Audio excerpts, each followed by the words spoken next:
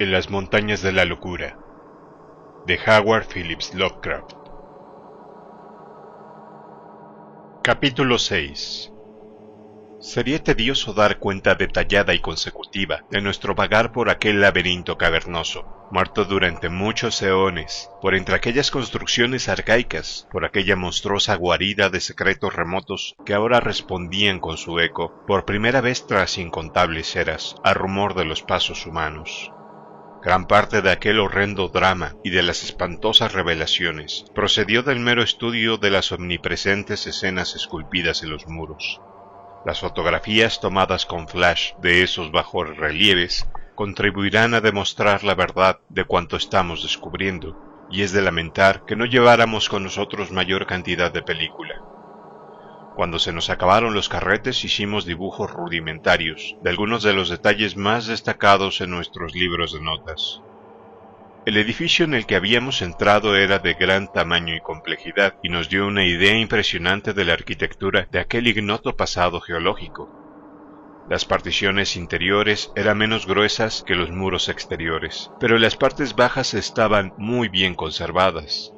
Una complejidad laberíntica caracterizaba la disposición de las piezas, incluidas curiosas irregularidades de nivel, e indudablemente nos hubiéramos extraviado desde el principio de la exploración, a no ser por la pista de papeles que fuimos dejando a nuestra espalda. Decidimos explorar primeramente las partes altas más deterioradas, por lo que ascendimos una distancia de unos 100 pies hasta la planta superior, donde las cámaras se abrían ruinosas y cubiertas de nieve bajo el cielo polar. Efectuamos el ascenso por empinadas rampas de piedra dotadas de travesaños, que hacían por doquier las veces de escaleras. Las estancias que encontramos tenían todas las formas y dimensiones imaginables, desde salas en forma de estrella de 5 puntas a triángulos y cubos perfectos. Puede decirse que las más de ellas tenían una superficie de 30 pies de ancho, 30 de largo y 20 de altura, aunque encontramos otras de mayores dimensiones. Después de examinar detenidamente las plantas superiores y la del nivel del hielo, bajamos piso por piso a la parte sumergida, en donde pronto advertimos que nos hallábamos en un continuo laberinto de cámaras y pasadizos que probablemente conducían a otras zonas ilimitadas situadas fuera de aquel edificio. El ciclópeo espesor de los muros y las gigantescas dimensiones de cuanto nos rodeaba resultaban curiosamente opresivos, y algo vago pero profundamente inhumano se revelaba en todos los contornos, proporciones, decorados y matices de construcción del arcaico y repulsivo tallado de la piedra. Pronto comprendimos, por lo que revelaban los bajorrelieves, que aquella monstruosa ciudad tenía una antigüedad de muchos millones de años. Aún no podemos explicar los principios de ingeniería que se aplicaron para lograr el anómalo equilibrio y acoplamiento de aquellas inmensas masas de piedra, aunque resultaba claro que se había hecho gran uso de los arcos. Las estancias en que entrábamos estaban completamente vacías de cualquier objeto portátil, lo que confirmaba nuestra creencia de que la ciudad había sido abandonada deliberadamente. La principal característica de la decoración era el sistema casi universal de bajorrelieves murales, que tendían a extenderse en franjas horizontales continuas, de un ancho de 3 pies y dispuestas paralelamente desde el suelo hasta el techo, alternando con listas de igual anchura, reservadas para caprichosos dibujos geométricos. Alguna excepción había de esta disposición, pero su preponderancia era completa. No obstante, se veían con frecuencia una serie de medallones embutidos en las franjas de arabescos, pero cuyas lápidas solamente mostraban un conjunto de puntos curiosamente agrupados. Pronto constatamos que la técnica empleada era madura, consumada y de una estética muy evolucionada correspondiente al más alto grado de civilización, aunque totalmente ajena a todos sus detalles, a cualquier tradición artística del género humano. En cuanto a delicadeza de ejecución, superaba la de todas las esculturas que había visto jamás. Los detalles más pequeños de las complicadas plantas y de la vida animal estaban interpretados con asombroso realismo, a pesar de la gran escala de las tallas, y los dibujos decorativos eran verdaderas maravillas de habilidísima complejidad. Los arabescos mostraban una manifiesta utilización de principios matemáticos y estaban formados por líneas curvas de misteriosa simetría y ángulos basados en el número 5. Las franjas de arte representativo se atenían a una tradición muy formalista y revelaban un peculiar tratamiento de la perspectiva, aunque poseían una fuerza que nos afectó profundamente a pesar del abismo de larguísimos periodos geológicos que nos separaba de ellas.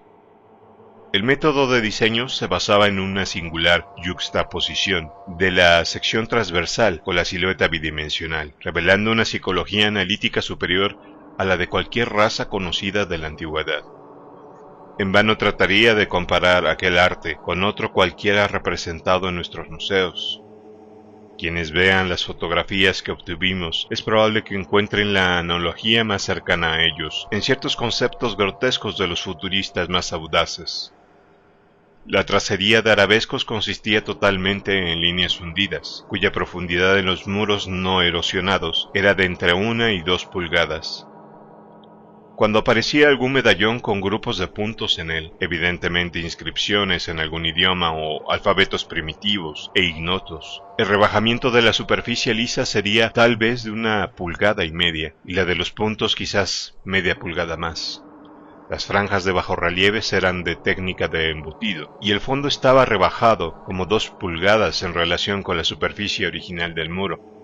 En algunos casos se podían percibir ligeros vestigios de color, pero los incontables eones transcurridos habían desintegrado y hecho desaparecer de forma casi uniforme cualquier pigmento que sobre ellos se hubiera podido aplicar.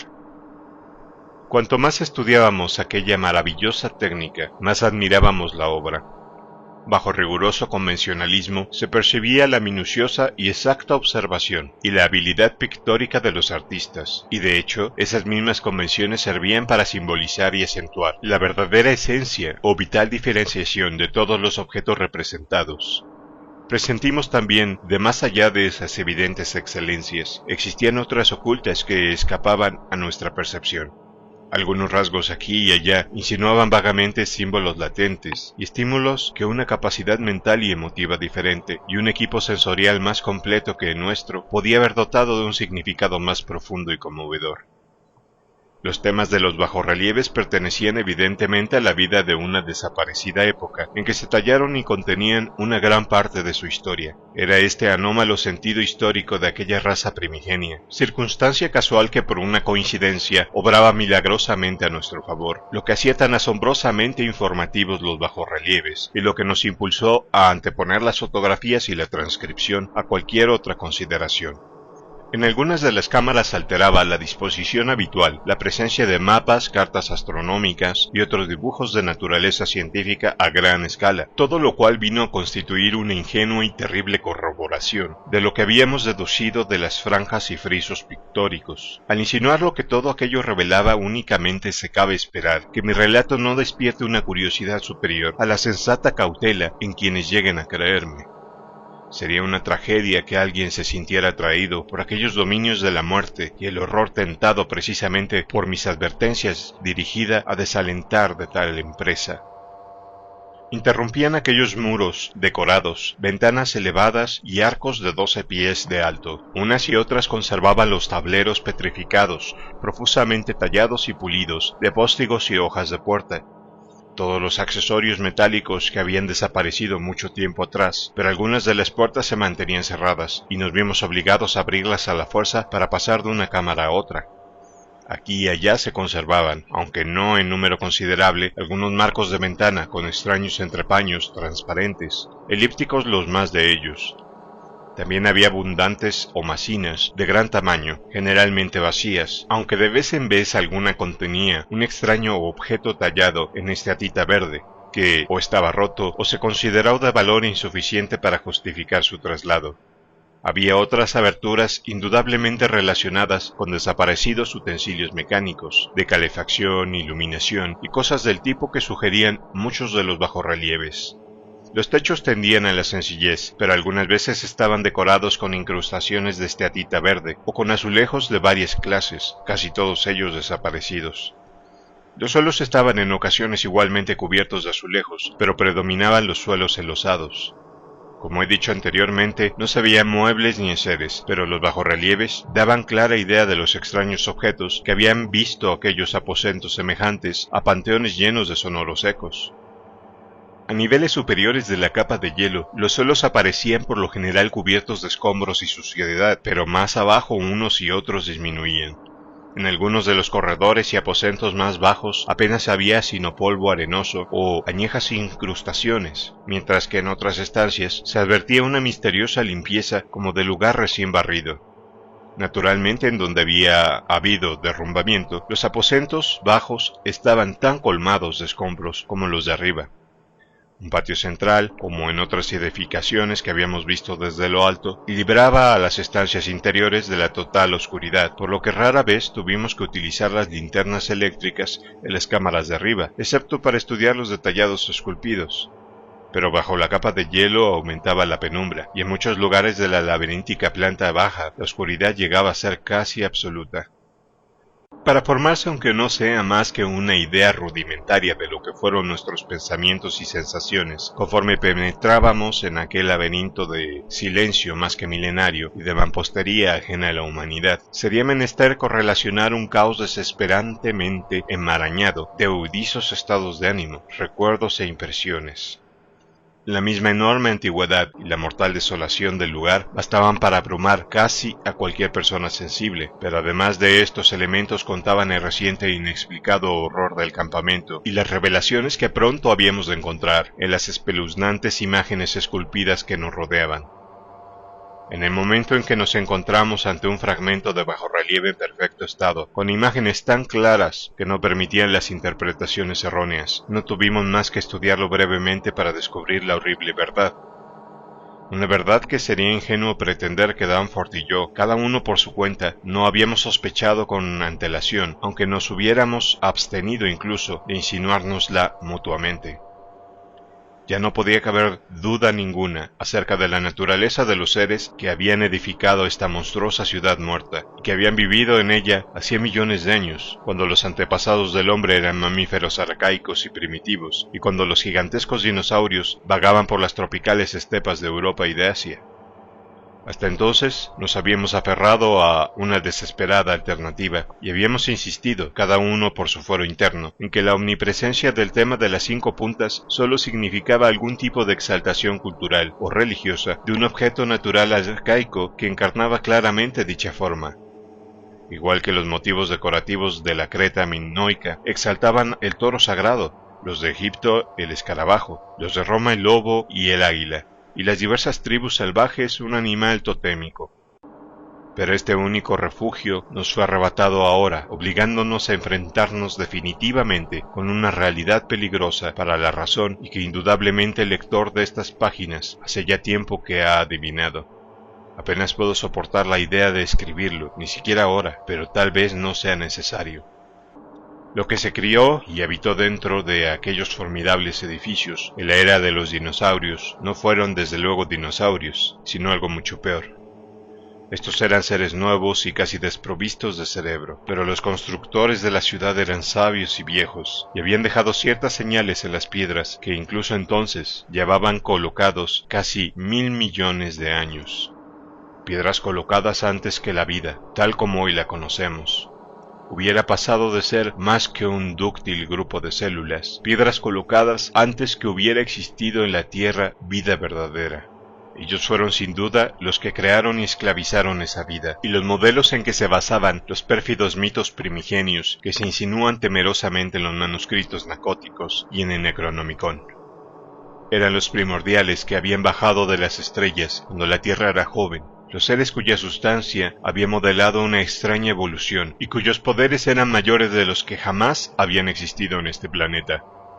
Pensar que solamente ayer Danforth y yo habíamos contemplado trozos de sustancia fosilizada hacía millones de años, y que el desgraciado Lake y sus compañeros habían visto su figura completa.